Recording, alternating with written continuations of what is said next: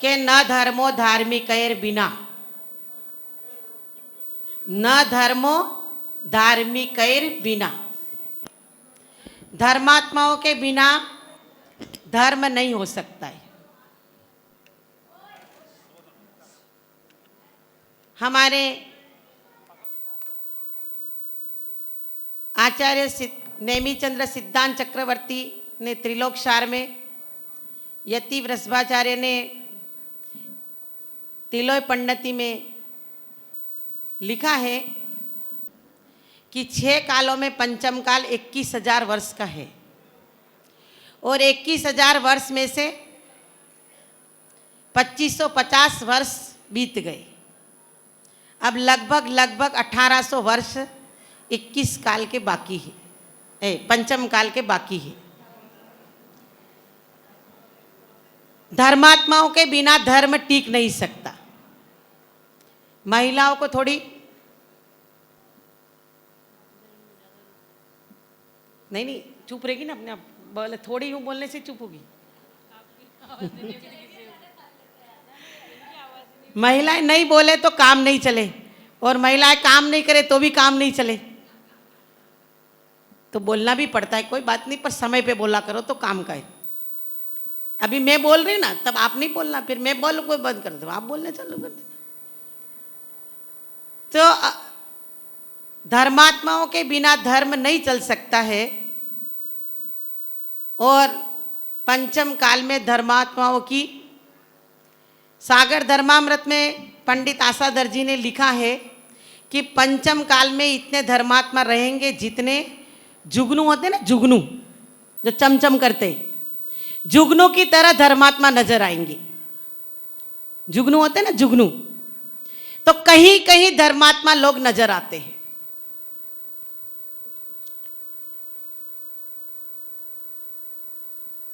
ऐसे अभी पंचम काल में भी कुछ लोग और कहीं कहीं लोग धर्मात्मा लोग नजर आते हैं, और उन धर्मात्माओं की वजह से ही धर्म चल रहा है।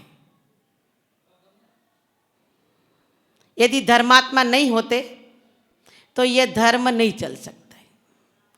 पुष्पदंत भगवान से लेकर के धर्मनाथ भगवान तक धर्म का विच्छेद रहा। क्यों रहा? क्योंकि धर्मात्मा लोग नहीं थे।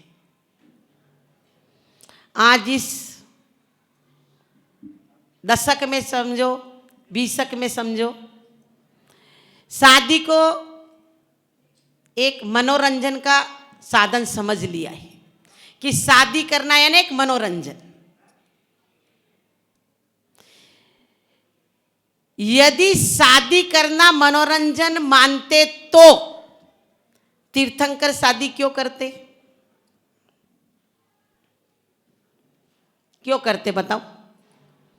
यदि शादी एक मनोरंजन होता तो तीर्थंकर शादी क्यों करते? क्या मनोरंजन करते हैं? यदि शादी करके आप पुत्र पुत्रियों को उत्पन्न नहीं करते तो यहां पर ये महाराज माताजी कौन बनता? महाराज माताजी बनते तो उनको आहार कौन देता? इसीलिए उस समय धर्मनाथ, पुष्पदंत भगवान से लेकर के धर्मनाथ भगवान तक धर्मात्माओं की कमी हो गई, इसीलिए धर्म का विच्छेद हो गया। किसके काल में? तीर्थंकरों के काल में। हम बहुत भाग्यशाली है, बहुत पुण्यशाली है। प्रथमाचार्य चारित्र चक्रवर्ती आचार्य शांति सागर जी महाराज का हमारे ऊपर इतना बड़ा उपकार है कि आज उन्होंने लुप्त मुनि परंपरा को पुनः जीवित किया, और आज पंचम काल में भी आप दिगंबर संत, दिगंबर माताजी और दिगंबर त्यागी व्रतियों के आप लोग दर्शन कर पा रहे हो। भारत भर में 1600-1700 साधु है, और 1600-1700 साधुओं के 100-200 संघ होंगे, लगभग अंदाजा लगा सकते हैं। तो कितने गांव हैं भारत भर में, और कितने गांवों में चातुर्मास संपन्न हो रहा है? कितने गांवों में बताओ? जितना संघ है इतने संघों का ही तो चातुर्मास करा पाएंगे। तो वो कितने भाग्यशाली है कि जिन संघों का चातुर्मास करा पा रहे हैं। उसमें एक दीमापुर नगर भी है कि जहां एक संघ का चातुर्मास संपन्न हो रहा है। हो गया, आधा कूदा हो गया और आगे भी हो जाएगा। हमारी तरफ से तो पूरा हो गया, हमारी तरफ से तो दीपावली के दिन ही पूरा हो गया था, है ना। पर हमारी साधु संतों की प्राय करके यह परंपरा समझो या एक रूढ़ी समझो या एक प्रचलन समझो कि चातुर्मास के तुरंत कोई विशेष परिस्थिति नहीं है, तो लगभग 15 दिन बाद, 8 दिन बाद, 20 दिन बाद, अष्टानिका के बाद प्राय करके विहार करते हैं। और कोई कोई संघ ऐसे भी है कि परिस्थितिवश शीतकालीन प्रवास के बाद भी विहार करते हैं। कि कोई कोई प्रांत ऐसे होते हैं कि जहाँ पर ठंडी अधिक पड़ती है और ठंडी अधिक के कारण श्रावक लोग, मैंने बोला धर्मात्मा जीव होते हैं, वो साधुओं से निवेदन प्रार्थना जो भी समझो कि महाराज जी आप यहीं अपना प्रवास कीजिए। और उसी प्रचलन का अनुसरण हमारे दीमापुर जैन समाज ने भी किया है। हम यहाँ 26 मार्च को आए थे और उस दिन क्या थी भाई, कौन सी पंचमी थी? शुक्ल पक्ष की पंचमी थी, पर कौन सा महीना था हमें याद नहीं, चैत्र का होगा, चैत्र शुक्ला पंचमी थी। और अभी ये पंचमी जिस दिन आएगी ना, कल चतुर्दशी है, अमावस्या है, फिर 5 दिन बाद हमको यहाँ पर आए 9 महीने पूरे हो जाएंगे। कितने होंगे? 9 महीने पूरे हो जाएंगे। दिगंबर जैन समाज दीमापुर ने हमको चातुर्मास के लिए भी निवेदन किया। चातुर्मास के निवेदन के पहले हम जब इधर आ रहे थे तो समाज ने बोकाघाट और कहाँ है और गोलाघाट उन्होंने निवेदन किया। तो हमारे सब इधर के जो भी भक्त है उन्होंने कहा माता जी उर्वशी दीदी की दीक्षा तो दीमापुर में ही कराएंगे। क्या बोले? क्या उर्वशी दीदी की दीक्षा और कहीं नहीं कराएंगे, दीमापुर ही कराएंगे। भाई मैंने कहा दीमापुर वाले को आने तो दो ना, हमको नाम जानते किसी का न गांव जानते। ओम प्रकाश जी सेठी का नाम जरूर सुना है पर अभी तक उनको देखा नहीं है। पर जो पूर्वांचल के लोगों की जो धारणा थी और दीमापुर के प्रति जो उनकी आस्था थी और दीमापुर समाज के प्रति जो विश्वास था वो दीमापुर समाज ने कायम रखा और कायम नहीं रखा, उससे बढ़ा करके रखा। और हम दीमापुर आए और बहुत धूमधाम से विख्यातमती माता जी ने उर्वशी दी की दीक्षा कराई और उनको विख्यातमती जी नाम हमने दिया और आपने इनको विख्यात कर दिया। जब दीक्षा हो गई तो हमने सोचा कि अब विहार करो, चलो अपना बिस्तरा पोटला बांधो, बोला गाड़ी को तैयार करो चलो। तो उसके पहले ही दीमापुर समाज ने हमसे निवेदन किया कि माता जी अब आप कहीं नहीं जा सकते। भाई क्यों नहीं जा सकते? नहीं, आपको चातुर्मास यहीं करना पड़ेगा। तो हमने उनकी बात थोड़ा विचार किया। हमारे अध्यक्ष साहब बार बार ये कहते हैं आपको हमने बहुत परेशान किया, आपने हमको सही में बहुत परेशान किया। हमने 3 चातुर्मास यहां कर लिए, हम 3 गांव में जाते तो आपने हमको परेशान किया ही किया है ना। 3 का चतुर्मास करते, 9 महीना और 2 महीना आगे का मान लो, 3.5 महीने का एक चतुर्मास होता है। तो हम 3 चतुर्मास करते कि नहीं करते? तो आप हमको परेशान किए ही है। तो हमने चातुर्मास के लिए भी स्वीकृति यहां दे दी और चातुर्मास भी निर्विघ्न संपन्न हो गया। एक दिन चातुर्मास का जब स्थापना तो हो गई थी, फिर स्थापना होने के बाद बोले कि संयोजक किसको बनाया जाए। पदम जी को पहले बनाए तो पदम जी हमारे कभी टाइम मिलेगा तो अध्यक्ष साहब के मुंह से ही आपको सुनाएंगे कि पदम जी के बेटे का, पोते का, फलाना का फोन आ गया, बापूजी नहीं संभाल सकते, फलाना नहीं कर सकते। ठीक है, कोई बात नहीं। फिर अध्यक्ष साहब ने कहा माता जी छवि जी को बनाए तो कैसा रहेगा? आपकी सबकी जैसी समाज की इच्छा, समाज की इच्छा जो भी आप करो, तो हमको तो किसी को प्रॉब्लम नहीं है। तो उन्होंने छवि जी को ये संयोजक का एक हमारे आचार्य वर्धमान सागर जी महाराज, जब उनका आचार्य पदारोहण दिवस होता है ना, तो एक कथानक सुनाते। कथानक तो आज नहीं सुनाऊंगी, पर इतना जरूर कहूंगी कि जब छवि जी को ये भार रखा तो छवि जी ने कहा, किसको? अध्यक्ष साहब को, ये निर्बल कंधों पर बहुत बड़ा भार सौंप दिया है। ये निर्बल है कंधे, क्योंकि आज तक मैंने किसी चातुर्मास का संयोजक नहीं किया है, मैं पहली बार करने जा रहा हूं निर्बल कंधों पर रामचंद्र जी अपने रामायण के युद्ध में बिना बंदर सेना के युद्ध को जीत नहीं सकते थे। छवि कुमार जी सेठी ने भी अपना एक वानर परिवार नियुक्त किया, और उस वानर परिवार के साथ में उन्होंने भी चातुर्मास को जो संपन्न कराया, वो एक बहुत बड़ी उपलब्धि है। और किसी प्रकार के निर्विवाद के बिना यह चातुर्मास संपन्न हुआ, निर्विवाद, निर्विकल्प और धर्म प्रभावना के साथ में यह चातुर्मास संपन्न हुआ। और चातुर्मास तो सब जगह करते हैं, पर ये हम यहाँ आए अभी 9 महीने में कुछ कम 5 दिन नहीं 7 दिन। पर एक बात जरूर कहूंगी कि यहाँ के अध्यक्ष साहब और मंत्री जी, हम वो यहाँ पर है और हमारे पास नहीं आए, ऐसा कोई दिन नहीं है। वो यहाँ पर है और हमारे पास दर्शन करने, और अध्यक्ष साहब की तो बात कहेंगे कि आधा पौन घंटा तब तक नहीं बैठेंगे, तब तक न तो उनका दिल भरता है ना हमारा दिल भरता है। हम शाम को 7-8 बजती है तो उनको कहलाते कि भाई आपको आना हो तो अभी आ जाओ, नहीं तो फिर 1 घंटे बाद आप मिलिएगा। तो चातुर्मास की सबसे बड़ी उपलब्धि यही होती है कि धर्म प्रभावना के साथ और निर्विवाद संपन्न हो। और ये दीमापुर चातुर्मास समिति के चाहे कमेटी हो, चाहे सदस्य हो, चाहे चातुर्मास कमेटी के संयोजक हो, चाहे उनकी बानर सेना कहो, चाहे व्यवस्थापक कहो, चाहे कुछ भी कहो, और हमारी महिला समाज, हमारे को ऊपर ऊपर सेवा करने वाले तो सब हमारे पुरुष वर्ग थे ही, पर हमारी जो संघ की, हमारे संघ के जो प्रोटोकॉल को क्या बोलते हैं, नियम कानून जो होता है, उस कानूनों में इंदिराबाई का बहुत बड़ा योगदान रहा।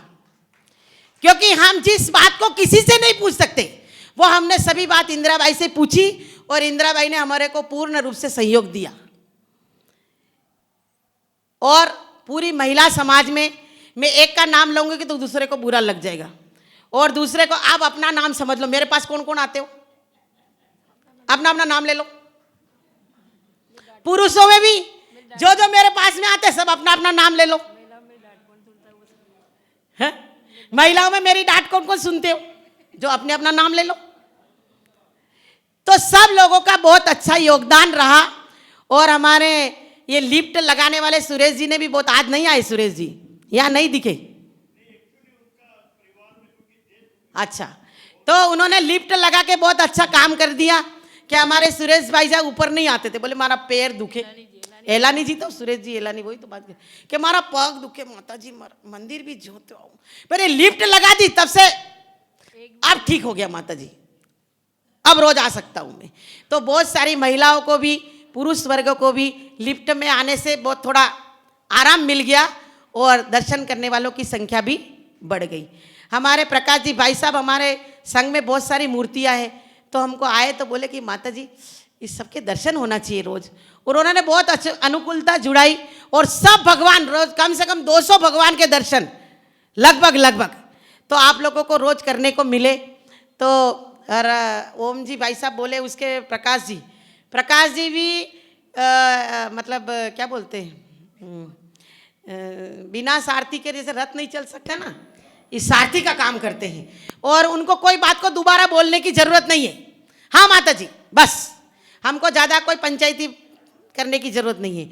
और सब लोगों ने हमारे, चाहे महेंद्र जी ले लो, चाहे ऋषभ जी ले लो, चाहे प्रवीण भैया, पवन भैया, शैलेश भैया, पंकज भैया, अमित भैया, जो भी भैया हो, सब भैया अपना अपना नाम, ठीक है ना, सब लोगों ने, विपिन भैया हो, चाहे सब भैया हो, चाहे कौशल भैया हो, चाहे फलाना भैया हो, चाहे महेंद्र जी हो, आहार देने में भी, चौका लगाने में भी। पर हम इतना गर्व का अनुभव करते हैं कि महिलाएं जो कभी भी, जिसने सिगड़ी का मुंह ही नहीं देखा, वो लोग सिगड़ी पे चौका लगा करके हमको आहार कराती है, तो बहुत बड़ी उपलब्धि है। और नहीं हुआ है, मैंने पहले भी बोला था और आज भी बोल रही हूँ कि जब हम शुरू में आए तो हमारी इंदिरा बाई और फलानी बाई और गुणमाला बाई और वो बाई कि माता जी थोड़ी ये ना नई बहुओं को थोड़ा सा कुछ सिखाओ। तो हमने इनको एक वादा किया था। क्या वादा किया था? क्या वादा किया था? कि तुम चिंता मत करो, कि तुमको कहने की जरूरत नहीं पड़ेगी, तुम्हारे घर पे चौका तुम्हारी बहुएं लगाने को बोलेगी, तुमको बोलने की जरूरत नहीं। और वैसा हुआ कि नहीं हुआ? हुआ कि नहीं? और आपकी बहुओं ने, सबकी बहुओं ने अपने अपने घर चौका, सासू माँ ने नहीं लगाया। सासू माँ तो कि सिगड़ी कहाँ से लाएंगे, कोयला कौन जलाओगे, वो कि सब हो जाओगे, शादी से बैठो, शांति रखो, सब हो जाओ। और सब लोगों ने अभी भी रोज हमको, हमारी दीदी को, हमको, विख्यात मती जी को रोज, माता जी कब से घर चौका जल्दी लगवाओ ना, हमारा तो रह गया, हमारे 17 दिन में नंबर ही नहीं आया। तो सब लोगों की यही भावना है और हमको इस बात की खुशी होती है कि आप लोग धर्म से जुड़े। और धर्म से जुड़ने का यही होता है कि अपने जीवन में जड़ से जो जुड़ा, जैसे वृक्ष की जड़ होती है ना, और जड़ है वह धर्म। जड़ से जो जुड़ा रहता है उसके पत्ते भी हरे रहते हैं, उसका तना भी हरा रहता है और वृक्ष भी फलों से भरा हुआ रहता है। तो हमारे दिगंबर जैन समाज दीमापुर वासी सभी गणों ने, और एक बात बार बार आप अध्यक्ष साहब बोलते हो कि हमने आपको परेशान किया, हमको कोई परेशानी नहीं है, हम किसी भी प्रकार से परेशान नहीं किया। और यदि किसी के मन से ऐसा लगता है कि हमने परेशान किया है तो आप अपने आप से माफी मांग लेना, हमसे नहीं, हमसे माफी मांगने की जरूरत नहीं। यदि आपको लगता है कि हमने माता जी के संघ को किसी तरह से परेशान किया है तो आप अपने आप से माफी मांग लेना कि किसी से, हमारे से अप्रत्यक्ष रूप से कोई हमारे से माता जी का मतलब कोई अवहेलना होगी हो, किसी प्रकार का अपमान हो गया तो अपने आप से माफी मांग लेना। बाकी हमको दिगंबर जैन समाज दीमापुर से, न कमेटी से, न चातुर्मास कमेटी से, न पुरुष समाज से, न महिला समाज से किसी भी प्रकार की तकलीफ हमको, और हम एकदम यहाँ धर्म प्रभावना के साथ अपने प्रसन्नचित होकर के उत्साहपूर्वक हमारे धर्म की आराधना करिए और धर्म की साधना करिए। हम लोगों ने खूब स्वाध्याय भी किया, आप लोगों को भी पढ़ाने की कोशिश करी और सब लोगों को धर्म ध्यान में भी, धर्म में भी लगाया, ज्ञान में भी वृद्धि कराई। तो हमको किसी प्रकार की तकलीफ नहीं है। और व्यवस्थापक हमको किसी भी प्रकार का, चाहे कोई हो, हमने तो किसी को देखा नहीं कि शैलेश भैया आ रहा है, कि पवन भैया आ रहा है, कि प्रवीण भैया आ रहा है, कि अमित भैया। हम तो जिसको बोला, महेंद्र भैया को बोला तो वो तैयार है, अमित भैया को बोला तो वो तैयार है। अब आपकी व्यवस्था है कि आपको ऋषभ भैया को, उसको रात को 2 बजे लेने जाना है, चाहे 8 बजे जाना है, हमको मतलब नहीं। हम तो उनको फ़ोन कर, जब तुम पहुँचाते रहो जहाँ जहाँ समाचार आपको पहुँचा नहीं। पर ये लेना, हमारी तो व्यवस्था करी आप लोगों ने, सेवा भी करी, भैयावृत्ति भी करी। पर हमारे पास जो आने वाले लोग हैं, जो अतिथि गण हैं और जो भक्त गण हैं, उनको भी आप लोगों ने बहुत आतिथ्य दिया और उनको भी बहुत अच्छे से रखा। उसके लिए दिगंबर जैन समाज एक मतलब सबसे ऊपर नाम है उनका कि आतिथ्य कैसा किया जाता है। तो दिगंबर जैन समाज दीमापुर से समझना चाहिए और उनसे सीखना चाहिए और उनका अनुकरण करना चाहिए कि आतिथ्य कैसे दिया जाता है। आप लोगों ने एक कहते हैं ना, खाना और रहना, 2 अच्छी व्यवस्था है तो सब व्यवस्था अच्छी हो जाती है। और आप लोगों ने बहुत, सब ने मिल करके बहुत अच्छा चातुर्मास संपन्न कराया। तो आप सब लोग अपने आप धन्यवाद के पात्र हो। मैं और आज पीछी परिवर्तन समारोह और क्या बोलते हैं कलश निष्ठापन समारोह के इस अवसर पर जिन जिन लोगों ने हमारे संदीप कुमार जी काला परिवार ने मंगल कलश स्थापना करके, एक बात जरूर कहूँगी कि जो अच्छे मन के लोग और अच्छे परिवार के लोग और अच्छी विचार के लोग अच्छा कार्य करते हैं तो कार्य अच्छा ही संपन्न होता है। संदीप जी काला परिवार ने पूरा परिवार ने ये मंगल कलश स्थापना की थी और इस उनकी भावनाओं से ये कलश परिपूर्ण था और वो कलश स्थापना बहुत अच्छे से करी, जिससे हमारा चातुर्मास निर्विघ्न और धर्म प्रभावना के साथ संपन्न हुआ। और भी हमारे आराधना कलश और भी सिद्ध कलश का ही नाम है सिद्ध कलश 15 कलश थे और सब लोगों ने जो जो कलश लिए हैं सब लोगों को हमारा खूब खूब मंगल आशीर्वाद। और आज पीछी परिवर्तन के इस अवसर पर जिन जिन लोगों ने पीछी ली है उनके घर में सुख शांति समृद्धि के साथ लक्ष्मिका का निवास हो और सब लोगों ने अपनी चंचल लक्ष्मी का उपयोग करके इस कार्यक्रम को संपन्न कराने में अपना योगदान दिया है तन मन धन से। उनको बहुत बहुत आशीर्वाद। और बाहर से पधारे हमारे अशोक जी चूड़ीवाल जो हमारे संघ के संरक्षक हैं, हम सब प्रकार की बात और वो आकर के अपनी जिम्मेदारी, कल हम लोग ऐसे ही बात कर रहे थे तो उन्होंने पूछा माता जी आगे का कार्यक्रम मतलब कैसे, क्या बोले, क्या शब्द थे, नहीं वो क्या बोले, क्या शब्द बोले, नहीं मतलब आगे की क्या रूपरेखा बनानी है। तो उनसे उनको कान में कहने के बाद दूसरे कान में जाएगी नहीं वो बात कि माता जी ने हमको ऐसा कहा है। और ऐसा व्यक्तित्व अपने आप में भी लाना चाहिए सबको। तो हमारे अशोक जी चूड़ीवाल परिवार हम लोगों के साथ में तन मन धन के साथ में सुपार्श्वती माता जी का परिवार है और लगा हुआ है।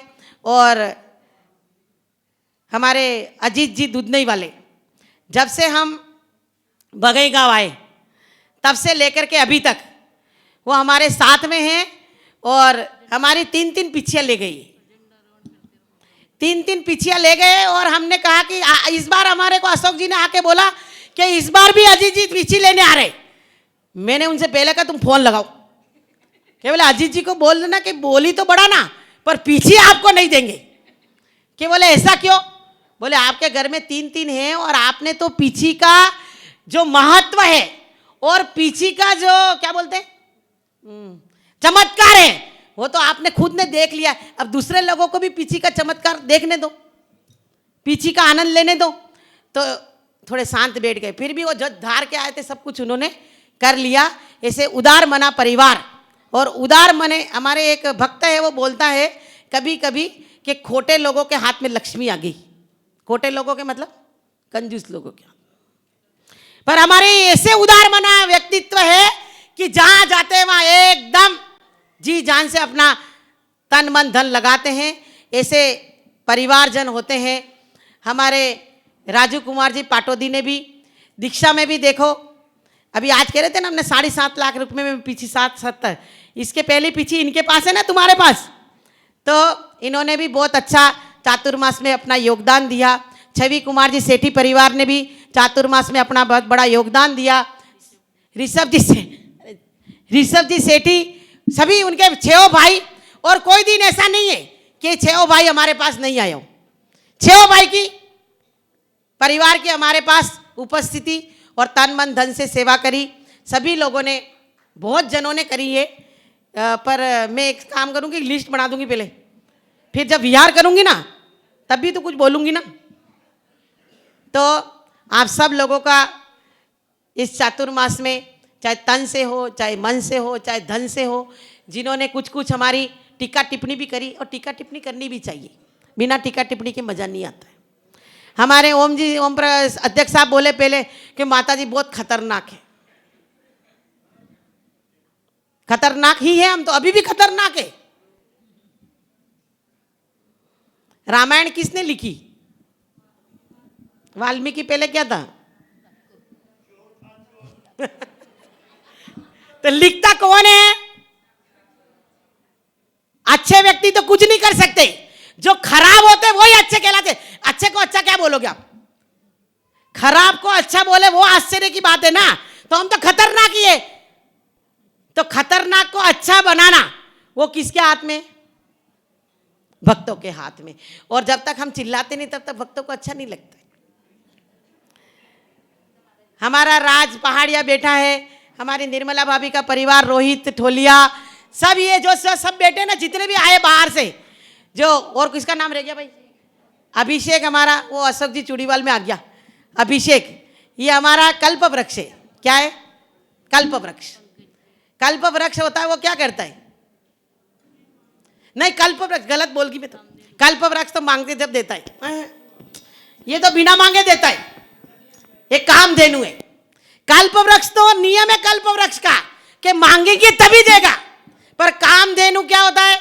मन में विचार करो तो भी देता है। चिंतामणि रत्न है, चिंतन करने से ही दे देता है। और ये ऐसा है कि न तो चिंतन करना पड़ता है, न मांगना पड़ता है, न इच्छा करनी पड़ती है। ऐसा ये क्या बोलते हैं, दानवीर लोग हैं और संघ से जुड़े हुए हैं। इन लोगों की वजह से ही हमारा संघ, एक बात में महेंद्र जी गंगवाल को एक दिन बहुत जोर से गुस्सा किया। किस लिए किया? कि हम कोई भी वस्तु लाते हैं, जैसे ये पीछी मान लो ये लाए, भैया कितने रुपए में आया, तो ये बताते नहीं थे। हाँ हाँ माता जी, हाँ अभी बताया ही नहीं, उसने लिस्ट ही नहीं दिया। हमने एक दिन बहुत जोर से गुस्सा किया। और आप सबको बता रही बात कि हमारे संघ का कोई प्रोटोकॉल, नियम है, कोई नियम है। क्या नियम है? कि हमारे संघ का सबसे ऊपरी प्रथम नियम है कि हमने आपसे कोई वस्तु मंगाई है, चाहे वो सुई मंगाई हो, चाहे कुछ भी चीज मंगाई है, तो आपको उसके पैसे लेने पड़ेंगे। पहला समझ में आएंगे? हमने आपसे कह करके मंगवाया है कि आपको ये चश्मा बनवाने हैं, वो चश्मा 10,000 के हो, 5,000 के हो, 500 के, 5 रुपए के हो, तो आपको पैसे लेने पड़ेंगे। यदि आप हमको 1 करोड़ रुपया भी दान करोगे तो हम लोग सेध ले लेंगे, कोई बात नहीं। और उसके बावजूद भी यदि हमको लगता है कि ये व्यक्ति दमदार है, कोई टेंशन नहीं, दे सकता है, तो हम आपसे क्यों नहीं लेंगे? हमारे तो कोई वृक्ष नहीं है जो हिला देंगे, हमारे कोई धंधा नहीं है जो कमाएंगे उसमें से दे देंगे। तो मैंने कहा यदि आप हमारे भक्तों की लिस्ट में नाम लाना चाहते हो तो आपको हम पूछे उसका जवाब आपको देना पड़ेगा। समझ में आ गया कि हाँ माता जी, अब आज से आप सबको भी समझ में आया है। हमारे संघ से जिसको भी जुड़ना है तो हमारे संघ के जो जो नियम कानून है उसको आपसे जुड़ना है। इसलिए बोल रही हूं कि यदि हमारे रतनमती जी ले लो, त्यागमती जी ले लो, विख्यातमती को नहीं लेंगे, ठीक है ना। यदि उनको कहेंगे ना हाँ माता जी रहने दो, ने हमारी तरफ से क्या हाँ रहने दो, तो प्रोटोकॉल सब टूट जाएंगे। हम इतना बधाड़ के बोलते हैं कि आपसे दूसरा काम नहीं करेंगे, आप रखो अपना काम, आज ये करा दिया उसके बाद आप अपना नाम काट लो, आज के बाद दूसरा काम नहीं कराएंगे। तब ये नियम कानून बनाए रहते हैं तो हमको दहाड़ना पड़ता है, दहाड़े बिना तो कोई मानता ही नहीं है। इसलिए हमारे आप लोगों को लग रहा है माता जी टाइम पास करें, हम टाइम पास नहीं कर रहे। हमारे चातुर्मास की सफलता इस नियम पे हम बचे हुए, हमारे चातुर्मास की सफलता इस पहले नियम पे हुए। हम 1 रुपया भी किसी से, 1 पाई रुपया भी नहीं मांगते। क्यों नहीं मांगते हैं? क्यों नहीं मांगते हैं? क्योंकि आप जैसे दानवीर लोग हमारे पास है, इसलिए भक्त है, इसलिए हमको कभी भी जरूरत नहीं पड़ती कि तुमको ये करना है, तुमको वो करना है। वो अपने आप ही दे करके जाते हैं। और हमारी संघ की आज लगभग 16 साल से मैं अपने संघ की, मतलब हमारा संघ चलता है 16 साल से, और 16 साल से सुचारू रीत्या इन भक्तों के बल पर यह संघ चलता है। और यही सबसे हमारा आशीर्वाद या सबसे अपेक्षा यही करते कि आप लोग भी हमारे संघ के नियम कानून के साथ यदि रहेंगे तो हमारी संघ की गरिमा और संघ की गंभीरता कायम बनी रहेगी। आप सब लोगों को हम यही मंगल आशीर्वाद है कि आपने जैसे ही धर्म प्रभावना के साथ ये चातुर्मास संपन्न कराया और सर्दी के दिन में भी हम लोग यहाँ रहेंगे, तो आप लोग यथा क्रमानुसार अपने क्या बोलते हैं नियम जारी रखेंगे, तो हम लोगों को भी शीतकालीन प्रवास में आनंद आएगा। और आज कल तारीख के हिसाब से कल और तिथि के हिसाब से कल गया त्यागमती माता जी का दीक्षा दिवस था और है। रतनमती जी का भी ऐसा ही किया था और इनका भी ऐसा ही हो गया सहज में ही। तो इनके दीक्षा दिवस के उपलक्ष्य में त्यागमती माता जी को भी बहुत बहुत प्रतिवंदामी, और उनको यही आशीर्वाद है कि इनको बहुत थोड़े स्वस्थ, थोड़ा अच्छा नहीं रहता है, थोड़ी धर्म की शरीर की प्रतिकूलताओं के साथ साथ भी इनने जो संयम धारण किया है वो संयम को निरतिचार पालन करने का उपक्रम कर रहे हैं। उनको हमारे ये मंगल आशीर्वाद कि आप जल्दी से जल्दी निरोगी हो और इस धर्म साधना के साथ साथ अपने संलेखना की साधना की भी तैयारी करें, और आपकी संलेखना जिन भावों से आपने दीक्षा ली है उस भावों के साथ में आपकी संलेखना निर्विघ्न संपन्न हो। अब इस उम्र में संलेखना एक बाकी रहे, बाकी सब कुछ कार्य इन्होंने कर लिया है, तो संलेखना उनकी अच्छे से संपन्न हो और संलेखना की तैयारी धीरे धीरे ये कर रहे।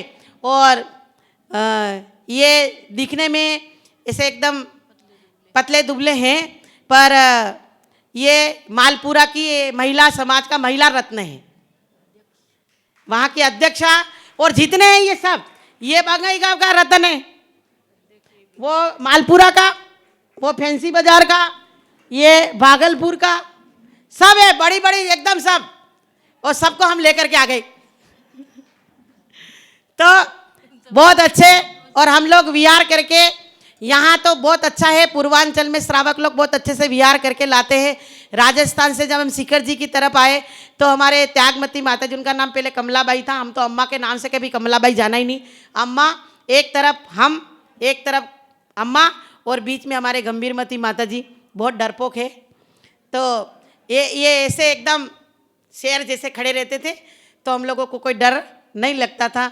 और उन्होंने बहुत विहार कराया है और खूब साधु भक्ति करी है, तो इस साधु भक्ति का फल सभी को प्राप्त होता है और आपके जीवन में भी प्राप्त हो, ऐसी हमारी सबकी मंगल कामना, मंगल का भावना, और आपको खूब खूब प्रतिवंदामी और खूब खूब मंगल आशीर्वाद।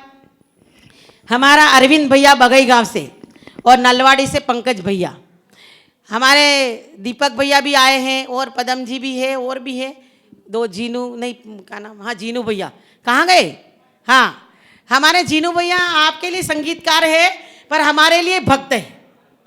मतलब आप लोगों ने इनको संगीतकार बनाया तो हम नहीं है संगीतकार, पर जब ये हमारे पास बरपेटा में सबसे पहले किसी ने बुलाया कि जीनू भैया गाता है माता जी, तो उनको एक विधान में बुला लिया, तो वो हमारे कान में आकर के, गंभीरमती जी की कान में आकर के बोल, माता जी हमको गाना वाना कुछ नहीं आता है, हमको नहीं आता गाना वाना। बोले हम तो खाली यही बोला था ना, हम तो गुनगुना लेंगे, खाली से गाना वाना कुछ नहीं आता, आप ही गाओ। और आज इनकी अच्छे से सभा को भी बांध लेते हैं, और बहुत अच्छा, हम तो आपके यही कहते हैं कि अच्छे से आपका जो आपने ये मतलब क्या बोलते हैं, भगवान और भक्त के बीच में जो अंतर मिटाने का जो एक संगीत, एक माध्यम है, उस संगीत को अपने रोजगार क्या बोलते हैं उसके साथ साथ एक अपने भगवान के पास पहुंचने का भी रास्ता आपको मिला है, तो आप बहुत अच्छे से उसको चुन लिया है, पर उसके अच्छे रास्ते से आप पास हो कि आपके मन में ज़्यादा कमाने का लोभ न जागृत हो। कमाना है पर आपके मन में भक्ति का एक माध्यम बना रहे, ऐसा हमको आशीर्वाद देने का आपका मन होता है, और हमारा यही आशीर्वाद है कि आप रहोगे ऐसे ही। और हमारे अरविंद भैया कल आपको बता रहे थे, विपिन भैया को विख्यातमती माता जी बोले होंगे, हम लोग 5.5 महीना रहा बेगा गांव में, एक दिन ऐसा नहीं हम बिना संगीत के रहे हो।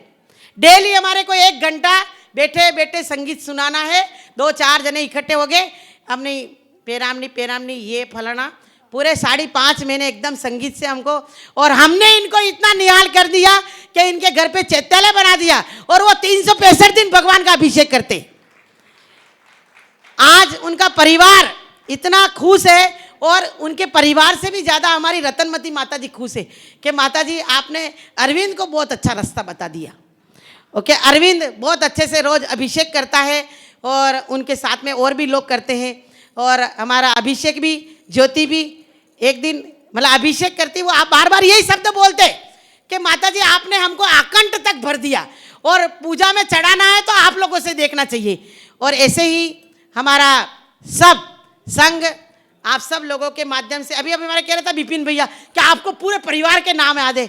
अरे हमको सबके नाम याद हो जाएंगे, जो जो हमारे से जुड़े रहेंगे उनका सबका नाम याद रह जाएगा।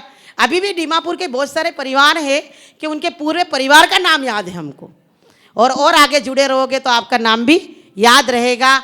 हम तो यही इस चातुर्मास निष्ठापन और पिछी परिवर्तन के समारोह पर आप सबको यही मंगल आशीर्वाद कि आप सब की छवि, आप सबकी छवि धर्मात्मा में बनी रहे। आप अच्छे से सुनना, आप लोग, आपकी छवि धर्मात्मा में बनी रहे, और जैन धर्म का सबसे छोटा मंत्र ओम में आपकी आस्था रहे, उसका प्रकाश आपके जीवन में हो, उसका प्रकाश आपके जीवन में हो।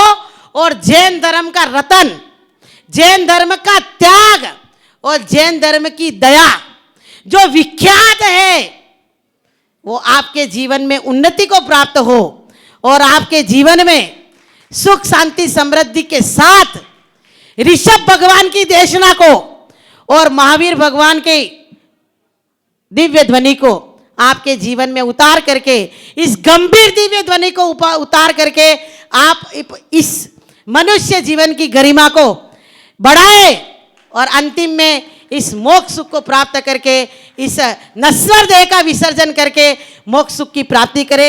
इसी मंगल भावना के साथ जो लोग महावीर भगवान की, जोली परम पूज्य 105 गरिमावती माता जी की, गंभीर मती माता जी की, सब पीछे पहुंचाओ, उनके पीछे ले जाओ।